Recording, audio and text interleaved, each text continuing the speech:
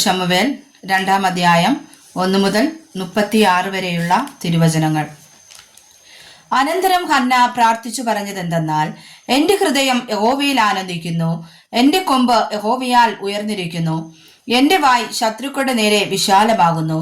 നിന്റെ രക്ഷയിൽ ഞാൻ സന്തോഷിക്കുന്നു. യഹോവയെപ്പോലെ പരിശുദ്ധനില്ല, നീ അല്ലാതെ ഒരുത്തനുമില്ലല്ലോ. നമ്മുടെ ദൈവത്തെ പോലെ ഒരു പാറയുമില്ല. ഡംഭിച്ച് ഇനി സംസാരിക്കരുത്. നിങ്ങളുടെ വായിൽ നിന്ന് അഹങ്കാരം പുറപ്പെടരുത്. യഹോവ ജ്ഞാനമുള്ള ദൈവം, അവൻ പ്രവൃത്തികളെ തൂക്കി നോക്കുന്നു. വീരന്മാരുടെ വില്ല് ഒടിഞ്ഞു പോകുന്നു, ഇടറിയവരോ ബലം ധരിക്കുന്നു. സമ്പന്നർ ആഹാരത്തിനായി കൂലിക്ക് നിൽക്കുന്നു, വിശന്നവർ വിശ്രമം പ്രാപിക്കുന്നു.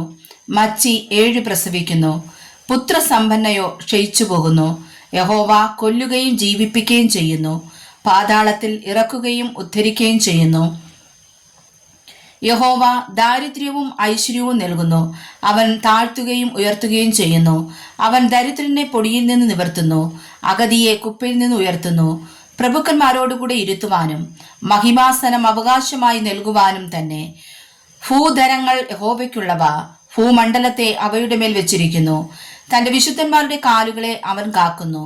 ദുഷ്ടന്മാർ അന്ധകാരത്തിൽ മിണ്ടാതെയാകുന്നു. ശ്വാസക്തിയാൽ ഒരുത്തനും ജയിക്കയില്ല. യഹോവയോട് എതിർക്കുന്നവൻ തകർന്നു പോകുന്നു. അവൻ ആകാശത്തു നിന്ന് അവരുടെ മേൽ ഇടിവെട്ടിക്കുന്നു. യഹോവ ഭൂസീമാവാസികളെ വിധിക്കുന്നു. തന്റെ രാജാവിന് ശക്തി കൊടുക്കുന്നു, തന്റെ അഭിഷിക്തന്റെ കൊമ്പ് ഉയർത്തുന്നു. പിന്നെ എൽക്കാന രാമയിൽ തന്റെ വീട്ടിലേക്ക് പോയി. ബാലൻ പുരോഹിതനായ ഏലിയുടെ മുമ്പിൽ യഹോവയ്ക്ക് ശുശ്രൂഷ ചെയ്തു പോന്നു. എന്നാൽ ഏലിയുടെ പുത്രന്മാർ നീചന്മാരും യഹോവയെ ഓർക്കാത്തവരുമായിരുന്നു. ഈ പുരോഹിതന്മാർ ജനത്തോട് ആചരിച്ച വിധം എങ്ങനെയെന്നാൽ, വല്ലവരും ഒരു യാഗം കഴിക്കുമ്പോൾ മാംസം വേവിക്കുന്ന സമയത്ത് പുരോഹിതന്റെ ബാല്യക്കാരൻ കയ്യിൽ മുപ്പല്ലിയുമായി വന്ന് കലത്തിലോ ഉരുളിയിലോ കുട്ടകത്തിലോ ചട്ടിയിലോ കുത്തും. മുപ്പല്ലിയിൽ പിടിച്ചതൊക്കെയും പുരോഹിതൻ എടുത്തുകൊള്ളും. ശീലോവിൽ വരുന്ന എല്ലാ ഇസ്രായേലിയരോടും അവർ അങ്ങനെ ചെയ്യും. മേധസ് ദഹിപ്പിക്കും മുമ്പേ പുരോഹിതന്റെ ബാല്യക്കാരൻ വന്ന് യാഗം കഴിക്കുന്നവനോട്, പുരോഹിതന് വറുപ്പാൻ മാംസം തരിക, പച്ച മാംസമല്ലാതെ വേവിച്ചത് അവൻ വാങ്ങുകയില്ല എന്ന് പറയും. മേധസ് ദഹിപ്പിച്ചു കഴിഞ്ഞാൽ അതിന്റെ ശേഷം നീ ആഗ്രഹിക്കുന്നിടത്തോളം എടുത്തുകൊള്ളുക എന്ന് അവനോട് പറഞ്ഞാൽ അവൻ അവനോട്, അല്ല, ഇപ്പോൾ തന്നെ തരേണം, അല്ലെങ്കിൽ ഞാൻ ബലാൽക്കാരേണ എടുക്കും എന്ന് പറയും. ഇങ്ങനെ ആ യൗവനക്കാർ യഹോവയുടെ വഴിപാട് നിന്ദിച്ചതുകൊണ്ട് അവരുടെ പാപം യഹോവയുടെ സന്നിധിയിൽ ഏറ്റവും വലിയതായിരുന്നു. ശമൂവേൽ എന്ന ബാലനോ പഞ്ഞിനൂൽ കൊണ്ടുള്ള അങ്കി ധരിച്ച് യഹോവയുടെ സന്നിധിയിൽ ശുശ്രൂഷ ചെയ്തു പോന്നു. അവന്റെ അമ്മ ആണ്ടുതോറും ഒരു ചെറിയ അങ്കി ഉണ്ടാക്കി തന്റെ ഭർത്താവിനോടുകൂടെ വർഷാന്തരയാഗം കഴിപ്പാൻ വരുമ്പോൾ അവന് കൊണ്ടുവന്ന് കൊടുക്കും. എന്നാൽ ഏലി എൽക്കാനയെയും അവന്റെ ഭാര്യയെയും അനുഗ്രഹിച്ചു. ഈ സ്ത്രീ യഹോവയ്ക്കു കഴിച്ച നിവേദ്യത്തിനു പകരം യഹോവ അവളിൽ നിന്ന് നിനക്ക് സന്തതിയെ നൽകുമാറാകട്ടെ എന്ന് പറഞ്ഞു. പിന്നെ അവർ തങ്ങളുടെ വീട്ടിലേക്ക് പോയി. യഹോവ ഹന്നായെ കടാക്ഷിച്ചു. അവൾ ഗർഭം ധരിച്ച് 3 പുത്രന്മാരെയും 2 പുത്രിമാരെയും പ്രസവിച്ചു. ശമൂവേൽ ബാലനോ യഹോവയുടെ സന്നിധിയിൽ വളർന്നു വന്നു. ഏലി വൃദ്ധനായാറെ അവന്റെ പുത്രന്മാർ എല്ലാ ഇസ്രായേലിനോടും ചെയ്യുന്നതൊക്കെയും സമാഗമന കൂടാരത്തിന്റെ വാതിൽക്കൽ സേവ ചെയ്യുന്ന സ്ത്രീകളോടുകൂടെ ശയിക്കുന്നതും അവൻ കേട്ടു. അവൻ അവരോട്, നിങ്ങൾ ഈ വക ചെയ്യുന്നത് എന്താ? നിങ്ങളുടെ ദുഷ്പ്രവൃത്തികളെ കുറിച്ച് ഈ ജനമൊക്കെയും പറഞ്ഞ് ഞാൻ കേൾക്കുന്നു.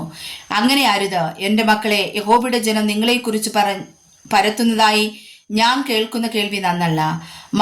മനുഷ്യനോട് പാപം ചെയ്താൽ അവന് വേണ്ടി ദൈവത്തോട് അപേക്ഷിക്കാം. മനുഷ്യൻ ദൈവത്തോട് പാപം ചെയ്താലോ അവനു വേണ്ടി ആർ അപേക്ഷിക്കും എന്ന് പറഞ്ഞു. എങ്കിലും അവരെ കൊല്ലുവാൻ യഹോവ നിശ്ചയിച്ചതുകൊണ്ട് അവർ അപ്പന്റെ വാക്ക് കൂട്ടാക്കിയില്ല. ശമൂവേൽ ബാലനോ വളരും തോറും യഹോവയ്ക്കും മനുഷ്യർക്കും പ്രീതിയുള്ളവനായി വളർന്നു. അനന്തരം ഒരു ദൈവപുരുഷൻ ഏലിയുടെ അടുക്കൽ വന്ന് അവനോട് പറഞ്ഞത്, യഹോവ ഇപ്രകാരം അരുളി ചെയ്യുന്നു, നിന്റെ പിതൃഭവനം മിസ്രയീമിൽ ഫറവോന്റെ ഗൃഹത്തിന് അടിമകളായിരുന്നപ്പോൾ ഞാൻ അവർക്ക് വെളിപ്പെട്ടു നിശ്ചയം. എന്റെ യാഗപീഠത്തിന്മേൽ കയറുവാനും ധൂപം കാട്ടുവാനും എന്റെ സന്നിധിയിൽ ഏഫോദ് ധരിപ്പാനും ഞാൻ അവനെ ഇസ്രായേലിന്റെ സകല ഗോത്രത്തിൽ നിന്നും എനിക്ക് പുരോഹിതനായി തിരഞ്ഞെടുത്തു.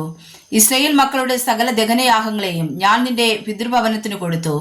തിരുനിവാസത്തിൽ അർപ്പിപ്പാൻ ഞാൻ കൽപ്പിച്ചിട്ടുള്ള എന്റെ യാഗവും വഴിപാടും നിങ്ങൾ ചവിട്ടുകയും എന്റെ ജനമായ ഇസ്രായേലിന്റെ എല്ലാ വഴിപാടുകളിലും പ്രധാന ഭാഗം കൊണ്ട് നിങ്ങളെ തന്നെ കൊഴിപ്പിപ്പാൻ തക്കവണ്ണം നീ നിന്റെ പുത്രന്മാരെ എന്നേക്കാൾ ബഹുമാനിക്കുകയും ചെയ്യുന്നത് എന്ത്?